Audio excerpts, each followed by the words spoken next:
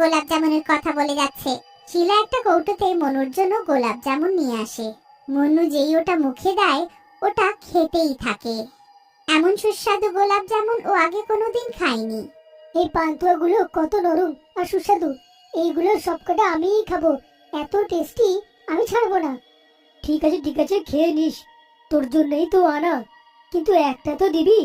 না না, একটাও দেবো না, সবকটা আমিই খাবো। একের পর এক মনু পুরো গোলাপ জামুনটা খেয়ে নেয়।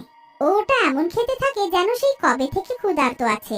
কিছুক্ষণের মধ্যেও পুরো গোলাপ জামুনটা খেয়ে নেয়। তার মা বাবার এইসব অনেক আজব মনে হয়।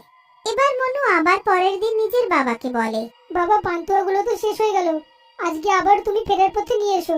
না বাবা, কালকে তো তুমি খেয়েছো। আমার পান্তুয়া চাই মানে চাই।